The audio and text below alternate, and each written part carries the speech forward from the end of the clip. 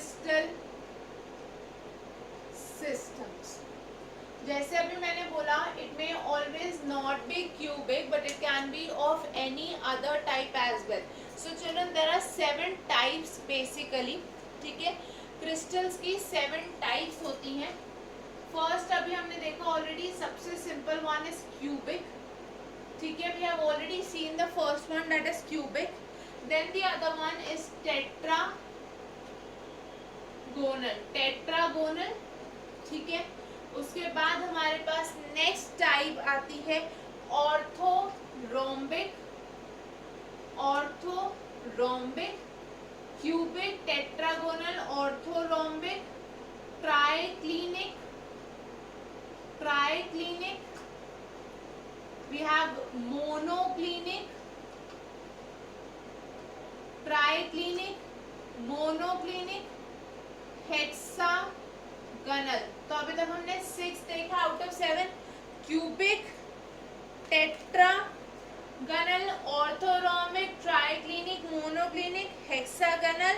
The next one is trigonal, trigonal, which is also known as rhombohedral. This is known as rhombohedral. So now children, how do these differ from each other? अभी हमने देखा there are 2 parameters that define any unit cell, which are the axial lengths and the interfacial angles. So ये सारे types में difference इन्हीं angles में और इन्हीं lengths में है. The interfacial angle and the edge lengths or the axial lengths differ in each of them. For example, let's make 2 columns. In the first one we will write down the relation between their interfacial angles, and the second one will be their axial lengths. So cubic में, as you know, तीनों axes mutually perpendicular होंगी. So each of the angle would be same. जब cube बनता है तो तीनों angles same होंगे, alpha, beta, gamma, and all of them will be 90 degree each, ठीक है। सारे एंगल सेम होंगे and will be equal to 90 degree each. Cube में अगर मैं एज लेंथ्स की बात करूं, so it is very much obvious that all the edge lengths would be equal. Cube में तीनों एज लेंथ्स इक्वल होंगी। On the other hand, when I am talking of tetragonal, again the angles are all same. Angles सारे same है, but one of the edge length is not equal. दो edge lengths equal है, but one of them is not equal. You can consider it as a cuboidal system जिसमें length और breadth same है, but the height is not same. So that is tetragonal structure. Coming to orthorhombic. Orthorhombic में all of the angles are again equal. So all the 3 cases, the first 3 cases have all the 3 angles to be the same, that is 90 degree. But now this is a kind of a cuboidal system where all the lengths are unequal. Length, breadth और height तीनों ही अलग हैं. That means all the edges are unequal in length. Coming to the next one, monoclinic, sorry triclinic. पहले triclinic देखें तो triclinic में क्या होता है, all the angles are unequal and they are not equal to 90 degree. तीनों ही angles unequal है और 90 के इक्वल नहीं है, ठीक है. The lengths are also not equal. Triclinic में जो तीनों लेंथ है वो भी इक्वल नहीं है. मोनोक्लिनिक में क्या होगा, अगेन तीनों लेंथ अनइक्वल है, but angles alpha and gamma are 90 degree. But जो बीटा एंगल है that is not 90 degree. That means 2 of the 3 angles are 90, whereas one of these is not 90 degree. When I am talking of hexagonal, then again children, hexagonal में क्या होगा, दो sides equal है, one of them is not equal. Two of the sides are equal, one is not equal. And when I am talking about the angles, then alpha and beta, not alpha and gamma but alpha and beta are equal and 120 degree. आपको पता है hexagon बन रहा है, so it has to be 120 degree. ठीक है, और इसके ऊपर जो गामा एंगल बनेगा, सॉरी जो अल्फा और बीटा है ये 90 है, जिसके साथ गामा एंगल बनेगा that has to be 120 degree, तभी तो हेक्सागन बनेगा, because this is a hexagon. ये वाला जो एंगल होता है ये 120 होता है, इसके ऊपर जो अल्फा और बीटा का एंगल बन रहा है those are 90 degree. Coming to rhombohedral, now all the three angles are equal, alpha, beta, gamma तीनों equal है, but they are not equal to 90 degrees. All the three angles are equal but they are not equal to 90 degrees, whereas all the three sides A, B and C are equal to each other. So children, what is happening, let's see it once again. Cubic में very much understood, तीनों angles equal होंगे, 90 degree होंगे, ठीक है, तीनों sides equal होंगी तभी हम उसको क्यूब बोलेंगे. टेट्रागोनल में तीनों एंगल्स इक्वल होंगे, 90 के इक्वल होंगे, बट दो साइड्स इक्वल होंगी, दो एजेस इक्वल होंगे, the third one will be unequal. Orthorhombic means again the angles are equal and 90 degree, but none of the sides are equal. Triclinic, neither of the angle is equal to 90, neither of the sides are equal. Monoclinic में दो angles alpha और gamma 90 है, beta 90 नहीं है, but sides तीनों unequal है. Hexagonal means gamma तो 120, alpha beta 90 degree, और ए और बी इक्वल है but they are not equal to C. Trigonal या रोम्बोहेड्रल में तीनों साइड्स आपस में इक्वल है but they are not equal to 90 degree and the sides are all equal. So children, this was about the 7 types of crystal systems. Now in subsystems में we have different types. यहाँ पे हमारे पास है primitive, मतलब जिसको मैं बोलूँ simple cubic, body centered cubic और face centered cubic. Simple cubic, body centered, face centered. Tetragonal में again we have two types, simple cubic और body centered, या मैं इसको बोल सकती हूँ primitive और body centered. Primitive and body centered. BC represents body centered and FC represents face centered. Orthorhombic में चिल्ड्रन वी हैव 4 टाइप्स, चारों के चारों टाइप्स यहाँ पे वैलिड है. प्रिमिटिव में primitive, body centred, face centred और एंड सेंटर्ड, चारों ही टाइप्स ऑब्जर्व होती हैं ऑर्थोरोम्बिक में. ट्राइक्लिनिक इज ओनली प्रिमिटिव, ठीक है, ट्राइक्लिनिक में सिर्फ प्रिमिटिव है. उसके बाद if I talk of monoclinic, it has primitive as well as end centered. Primitive as well as end centered. Hexagonal is only primitive, and trigonal is also only primitive. Now when you add all of these, ये 7 broad types थी आपके पास crystal system की.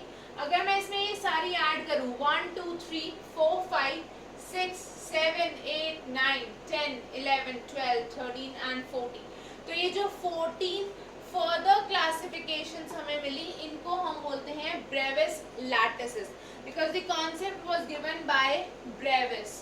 सो these are Bravais lattices. जो ये 14 further सब types होंगी, इनको हम बोलेंगे Brevis lattices. So we have a total of 14 brevis lattices when we further classify the 7 types of crystal systems. Now children, let us see कि हर एक पोजीशन पे एटम कितना कंट्रीब्यूट कर रहा है in an unit cell, sorry in a unit cell. एक particular unit cell पे what is the contribution of lattice sites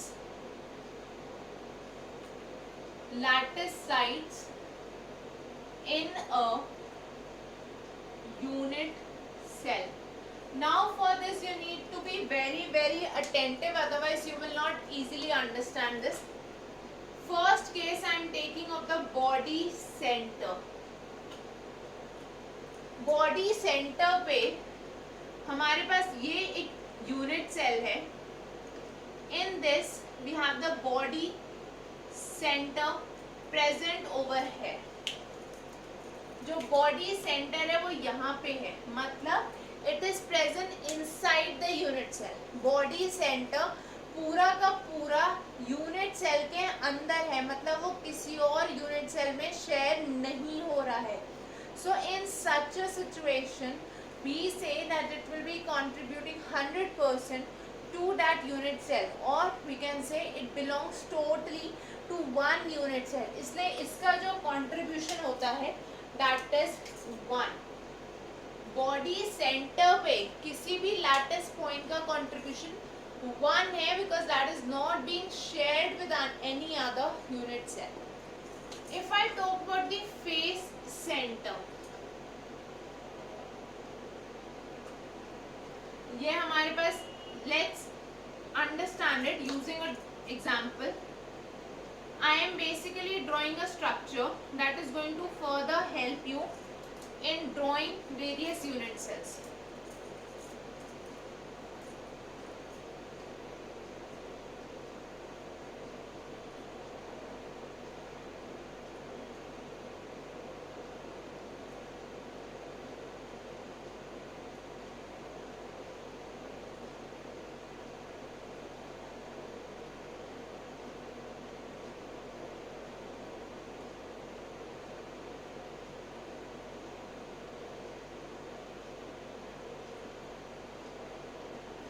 अब ध्यान से देखना, when I join these, मैंने क्या करा, इनको ज्वाइन कर दिया, और इनके जो डायगनल्स हैं, sorry not the diagonals but the lines joining their edge centres, इनको भी मैंने ज्वाइन कर दिया. So I have actually got 8 unit cells. इस डायग्राम में मेरे पास 8 यूनिट सेल्स हैं, and this helps us to understand it very easily. अगर मैं कोई भी फेस कंसिडर करूं, let us consider this face.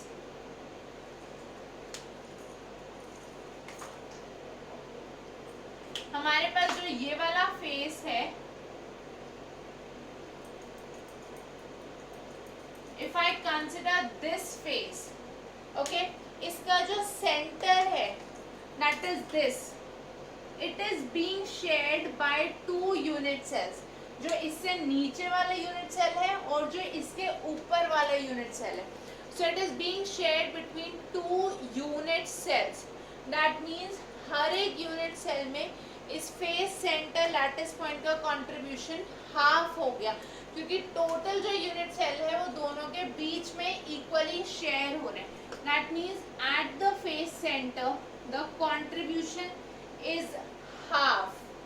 Okay, face center पे जो contribution होगा वो half होगा. Always remember this. If I talk of an atom present at the corner, अगर मैं बात करूं कॉर्नर की, सपोज करो I consider this particular corner. अगर मैं इस वाले कॉर्नर को कंसिडर करूं, दिस कॉर्नर, तो ये कॉर्नर आपको विजिबल है कि ये 4 यूनिट सेल्स के बीच में शेयर हो रहा है. the corner is being shared between these 4 unit cells.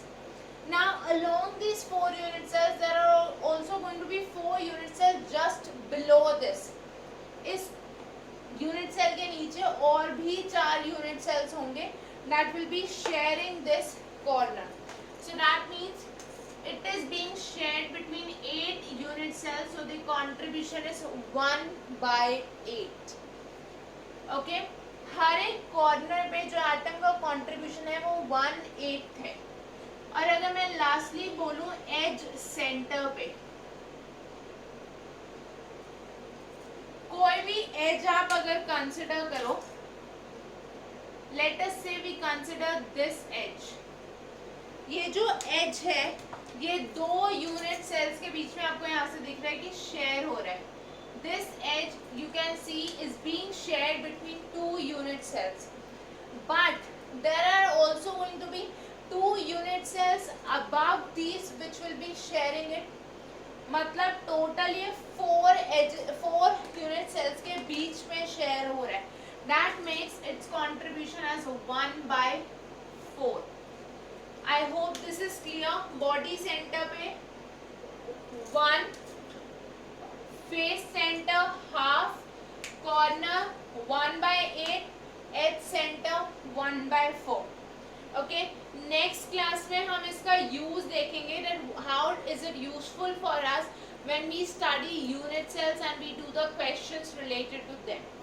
So children, don't forget to go through this. You can post your doubts in the comment section or you can mail them on the email ID swatika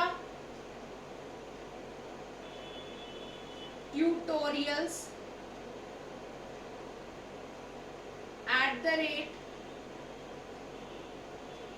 @gmail.com. Swatika tutorials @gmail.com. Don't forget to like, share and subscribe to the channel. See you all in the next class. Thank you everyone. Have a great day. Take care. Bye bye.